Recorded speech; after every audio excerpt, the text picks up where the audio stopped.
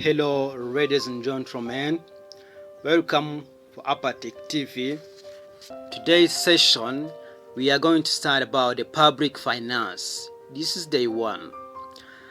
Let us start about part 1, introduction, meaning and scope of public finance. In this topic 1, there are learning outcomes. The first learning outcome, to be able to understand the meaning and major features of public finance. The second, to appreciate the importance of public finance in any country. The last one is to be able to distinguish the public finance and private finance, size and structure of public sector in Rwanda. Let us start for part 1. Meaning and scope of public finance. The public finance is a field of economics concerning with how a government raises money, how that money is spent, and then the effect of those activities on the economy and the society. Here, the public finance comes from the field of economics. Here, everyone is going to start about how the government raises money, where the source of revenue. Here it is the source of revenue to the government, and how that money is spent. This is about the expenditure government is going to make. And also, we will look about how the effects of that spending and raising money affect activities of economy and the society. Here, you will realize that the roads and defense, it is about the expenditure made by a country to construct the public goods and non-public goods. It is a study how governments at all levels, national and local or other public bodies, provide the public with desired services and how they secure the financial resources to pay for those services. Here the words mean that we start about how governments at all levels, national levels, local levels, and public bodies. Here I can say like Minikofin. For local, we are saying about the district. At national level, this is about the ministry and deputies, how they plan about how to finance the desired services. If the citizen is in the rural areas, they are needing electricity, the government is gonna to look how to finance and how to pay those services are needed. Public finance studies the manner in which revenue is raised and expenditure is incurred upon the different items. Here, the public finance, it is about the studies about revenue, as I have said, the first, and the expenditure is going to be incurred at different levels, different items. If the government is going to construct a road from Kigali up to Nyagatare, Kigali up to Rwamagana, Kigali up to Huye, meaning that is expenditure government is going to incur. Does the public finance deal with the income and expenditure of public authorities and the principal problems and policies relating to those matters? Here the public finance is going to deal with the incomes and expenditure of public authorities and also the principal problems and the policy. So as conclusion, the public finance is an inquiry into the fact, techniques, principle, theories, laws and policy which shape, direct, influence and govern the use of scarce resources. Here, if you studied economics, you're gonna understand this well. This best course, this best topic you're gonna to understand. You know the scarce. The resources are not enough and are limited.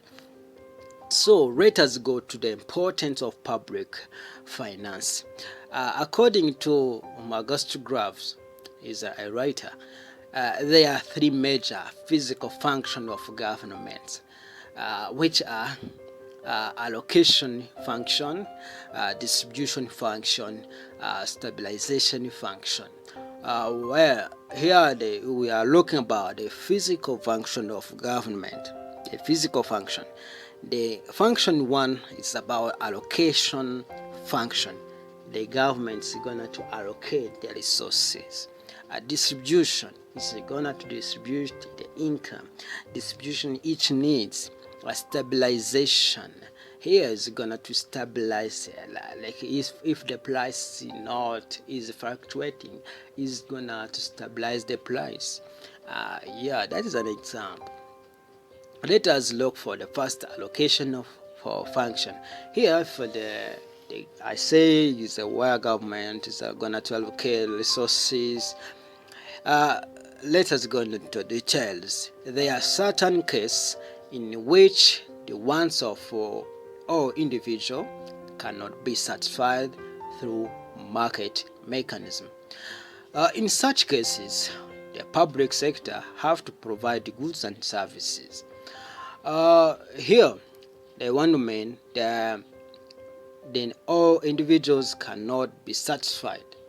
So the government is going to allocate.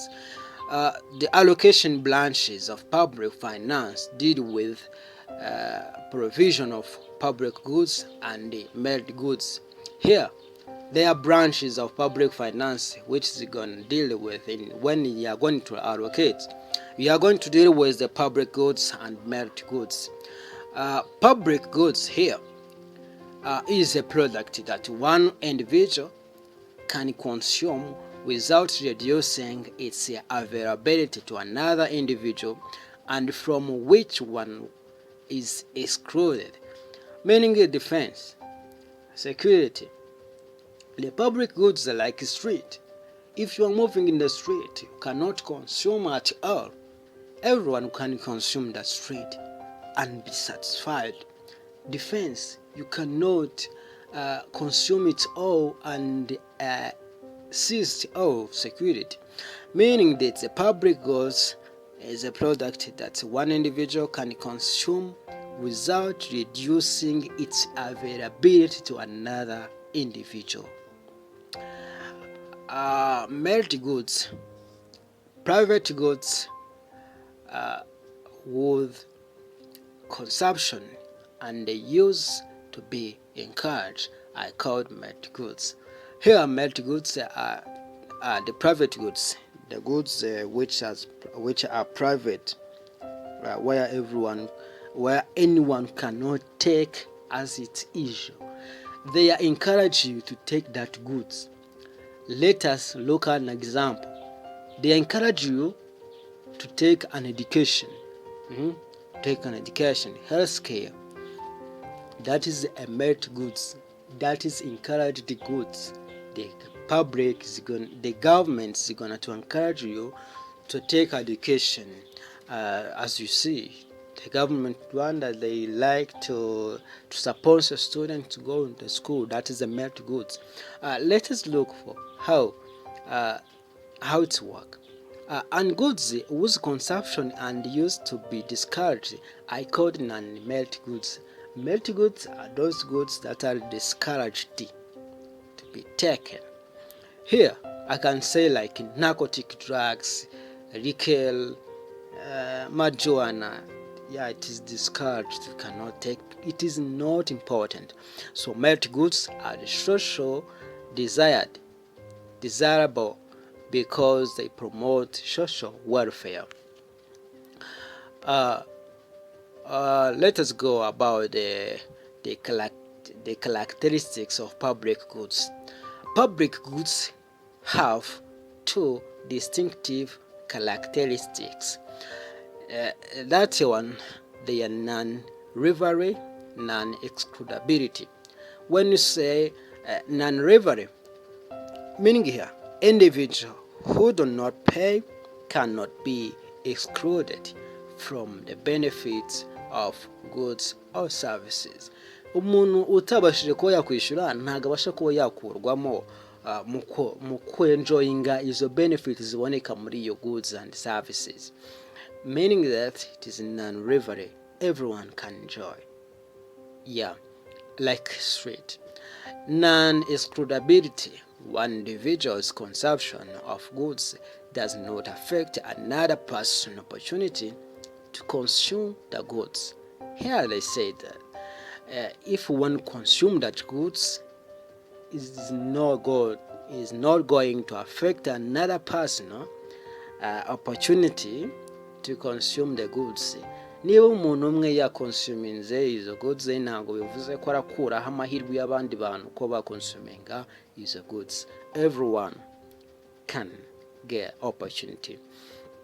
Let us look at the private goods. Here are goods that are opposite of public goods.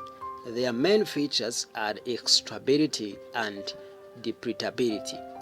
When say excludability, meaning here the supply of private goods can very well exclude those who are unwilling to pay. Umuntu supplyinga izo goods ashobora kuba yasobanukirwa neza umuntu udashoboye kuba yazishyura. That is excludability. You are not included. You are not able to pay. So depredability, or you can say rivalry in consumption. One person consumption reduce the amount available to other. That is amount consumed by one person is unavailable for other to consume. Here, one person consumption is gonna reduce the amount available to the other. If one person consume some goods which is private and is going to reduce the amount can be available to others. Here is a different to public goods. Here they are impure goods. There are something you have to note. Almost no goods or services is completely non-rivalry. Non-rivalry is a relative concept. We often use the notion of pure goods to mean a goods or services that is both non-rivalry and non-excludability, like straight, right, defense. That is an example. When you say impure goods, impure public goods are goods that satisfy the two public goods condition, non-rivalry and non-excludability to some extent, but not full. To some extent, but not full. Here you understand. Those are also known as quasi-public or mixed goods. An example of an impure goods would be cable television. Here, it is cable television. The use of cable television is no way diminished. Your enjoyment of it, making it non-rivalrous, but cable company can refuse to hook your house up to the system, making the goods excludability. Defining pure and impure public. Here there is a table which is gonna to explain very well. Here public goods, we have on it first table, first column, how private goods, you have impure public goods, you have impure public goods, you have pure public goods. Is goods rivalry in consumption?